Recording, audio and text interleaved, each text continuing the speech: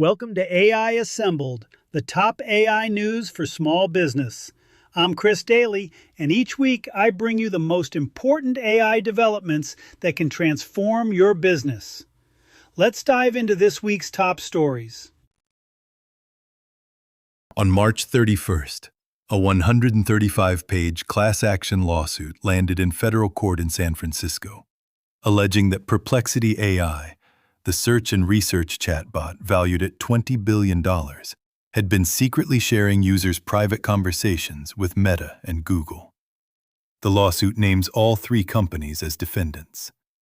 The plaintiff alleges that tracking technology embedded in Perplexity's code transmitted the full text of user chats, the questions, and the AI's responses directly to Meta and Google, along with identifying information including email addresses, Facebook IDs, IP addresses, and device details. The detail that has alarmed privacy lawyers most is this. The tracking allegedly continued even when users activated Perplexity's incognito mode, a feature the company explicitly markets as creating anonymous threads that expire after 24 hours and are not saved. The lawsuit calls that claim a sham. The implications for small businesses are immediate and concrete. Think about what your team actually does in Perplexity. If employees have used it for legal research, financial planning, competitive analysis, HR questions, or anything involving sensitive client or customer data, that information may have been transmitted to Meta and Google's advertising infrastructure without consent. Perplexity's spokesperson told reporters they had not been served the lawsuit and could not verify its claims. Here is what small businesses should do right now. First, audit how your team uses Perplexity and what kinds of questions they ask. Second, consider temporarily restricting its use for sensitive work until the case develops. Third, and this applies to every AI tool you use, read the actual privacy policy and terms of service before putting confidential business information into any chat interface. The comfortable, conversational tone of these tools creates a sense of privacy that the technology does not always support. This case is a reminder that the interface is not the policy. The story that sent Alphabet's market valuation above $4 trillion this year is now rolling out to your iPhone. Apple has handed Siri to Google. Under a multi-year agreement announced in January and now entering active deployment, Apple's Siri will be powered by Google's Gemini 3 models, the same technology that drives much of Samsung's Galaxy AI. The deal covers Siri and other Apple Intelligence features across Apple's installed base of more than 2 billion active devices. This is a significant reversal. For the past year, Apple had integrated OpenAI's ChatGPT into its devices, allowing Siri to tap ChatGPT for complex questions. Apple has now concluded that Google's technology provides a more capable foundation and a more privacy-compatible one, since Google's arrangement keeps Apple user data within Apple's own private cloud compute infrastructure. Financial terms were not disclosed, but Bloomberg reported Apple is paying approximately $1 billion a year for the right to use Google's AI. For small businesses, the practical implications unfold on two levels. In the short term, Siri is about to get dramatically more capable. If your team uses Apple devices and relies on Siri for voice-driven productivity, scheduling, dictation, research, workflow shortcuts, the quality of those interactions is going to improve significantly over the course of this year. That is straightforwardly good news for daily workflows. On a strategic level, this deal reshapes the AI competitive landscape in ways that matter beyond any single product. Google now powers the default AI assistant on both the world's largest Android ecosystem and on Apple's devices. That is an extraordinary concentration of AI distribution for a single company. For small businesses that have built marketing or discovery strategies around AI search, which is increasingly how customers find products and services, the consolidation of AI infrastructure into Google's Gemini platform reinforces the importance of being visible in Google's AI results, not just in traditional search rankings. If you want to know whether your business is optimized for AI search discovery, there is a free grader that takes about 5 minutes and tells you exactly where you stand. Go to freshmediaworks.com/A. iReady. That is freshmediaworks.com/A. iReady. Anthropic had what can only be described as a double whammy week, and both events have direct implications for any small business using their tools. The first happened on March 31st. An NPM packaging error caused Anthropic to accidentally publish the entire source code of Claude Code, its flagship AI coding agent, to the public NPM registry. The file was a 59.8 megabyte JavaScript source map containing approximately 512,000 lines of TypeScript. It was discovered by a developer at 4:23 in the morning, posted publicly on social media, and mirrored across GitHub within hours. Anthropic confirmed the incident and called it a release packaging issue caused by human error, not a security breach. No customer data or credentials were exposed, but the significance of the leak goes beyond the accident itself. Claude Code generates an estimated $2.5 billion in annualized recurring revenue for Anthropic. What leaked is essentially the engineering blueprint for that product, including a sophisticated 3-layer memory architecture, an autonomous background processing system called Kairos, and a feature described in the code as undercover mode, which allows Claude Code to make contributions to open-source repositories without revealing that an AI was involved.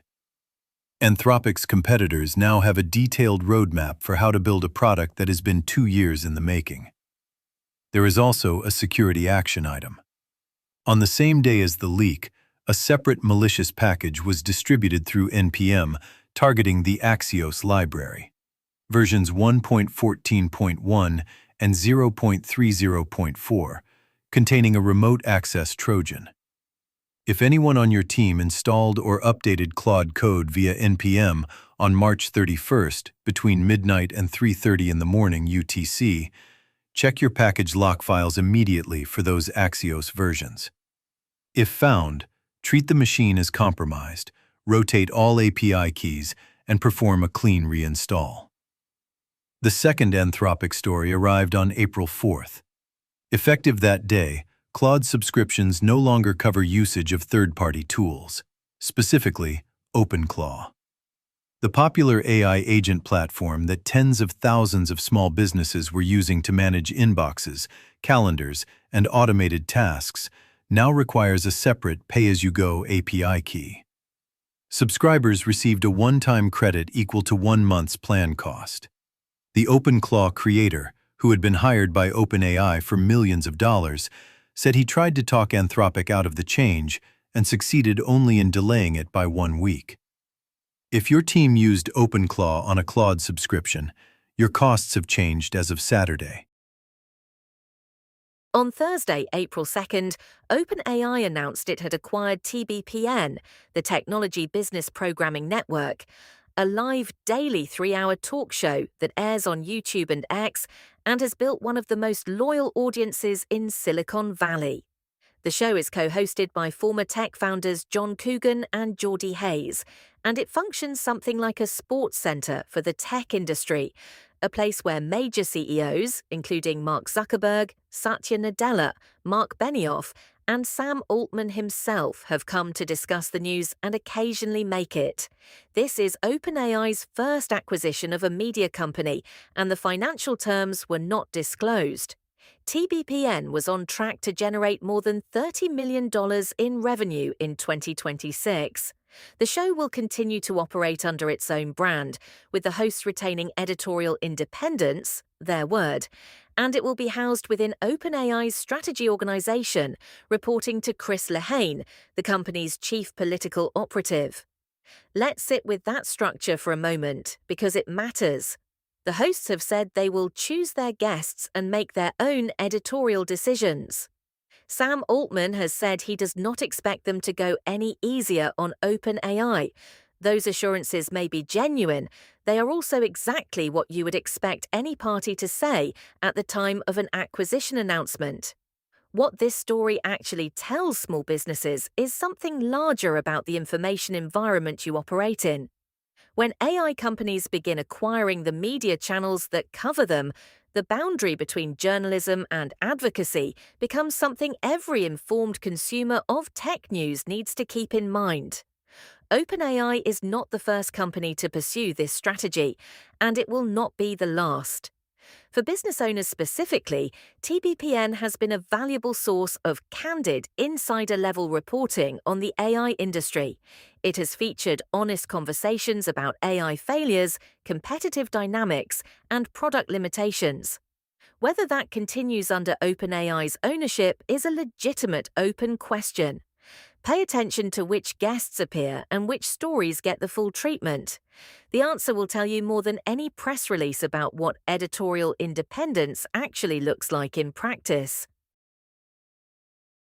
On April 1st, Vancouver-based Sanctuary AI released a demonstration that the robotics industry will be studying for weeks. The company's 5-fingered hydraulic robotic hand repeatedly reoriented a lettered cube, picking it up, repositioning it, and setting it back down 10 consecutive times without dropping it. That sounds simple. In robotics, it represents a benchmark that has eluded researchers for years. What makes the demonstration significant is not just the physical dexterity. It is the method behind it. Sanctuary AI achieved what engineers call zero-shot sim-to-real transfer. The AI policy controlling the hand was trained entirely in a virtual simulation. It had never been tested on physical hardware before the moment it was deployed in the demo. That it worked, cleanly, repeatedly, under real-world physics, is a genuine milestone. The gap between what robots can do in digital training environments and what they can do in physical reality has historically been enormous. Sanctuary AI is demonstrating that gap is closing. This is relevant to small businesses for reasons that are closer than most owners realize. The robotics industry is not only competing on the high end. Tesla's Optimus, Figure, and Boston Dynamics targeting automotive and logistics giants. The mid-market is coming.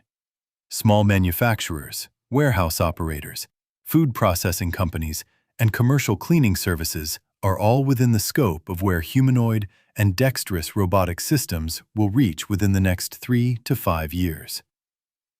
Sanctuary AI's demo joins a week in which BMW confirmed ongoing deployment of its Eon humanoid robot at its Leipzig plant, where a prior U.S. pilot had moved 90,000 components over 1,200 operating hours. The pattern is consistent. Physical AI is advancing faster than the mid-market is preparing for. If you run any kind of operation that involves repetitive physical tasks, and you have not yet looked seriously at what automation might mean for your cost structure, that research is overdue. The same AI infrastructure underpinning these robots is reshaping how your customers find you, how they evaluate you, and how they decide whether to buy from you. Find out how your digital presence looks to AI systems by going to freshmediaworks.com/AI ready. Free, 5 minutes, immediate clarity on where you stand. That URL again? freshmediaworks.com/AI ready. Let's close this week with something practical. 6 stories, each with a specific ask. The Perplexity lawsuit asks you to audit what your team puts into AI chat tools. The lawsuit's core allegation, that private conversations were routed to Meta and Google without consent, even in incognito mode, is a reminder that AI tools are not neutral containers. They have business models. Those business models may involve your data. Before your next team meeting, establish a clear policy: which AI tools are approved for sensitive work and what kinds of information should never go into a chat interface. The Apple-Google Gemini deal asks you to update your mental model of who owns the AI assistant layer on mobile devices. The answer increasingly is Google. If your business relies on being findable through search, through voice, through AI-powered recommendations, the consolidation of AI infrastructure into Google's Gemini platform is not background noise. It is infrastructure. Treat it like one. The Claude code leak and the OpenClaw pricing change both ask the same thing: know your tools and know their vulnerabilities. If you use Claude Code, check your package files for the malicious Axios versions flagged this week. If you use OpenClaw, your billing structure changed on April 4th. Review your accounts. In both cases, the lesson is that AI tools require active management, not passive consumption. The OpenAI acquisition of TBPN asks you to think critically about where your information comes from. When AI companies own the media that covers them, the responsibility for evaluating that coverage shifts to you. Diversify your news sources. Read coverage from outlets that have no commercial relationship with the companies they're reporting on. And the Sanctuary AI demo asks you to look at your physical operations with fresh eyes. The timeline for affordable, capable robotics in mid-market settings is accelerating. That is not a reason to panic. It is a reason to plan. One more action you can take today that costs nothing. Find out how your business looks to AI search and AI assistance. Go to freshmediaworks.com/A. Ready for the free optimization website Grader. It takes 5 minutes and tells you exactly where your digital presence stands in the AI era. That's it for this week's AI Assembled, the top AI news for small business. If you found this valuable, share it with a fellow business owner. If you want a hands-on group that you can work with on your specific AI needs, consider joining Business Success Academy at freshmediaworks.com/BSA. Until next week, keep innovating and keep it real.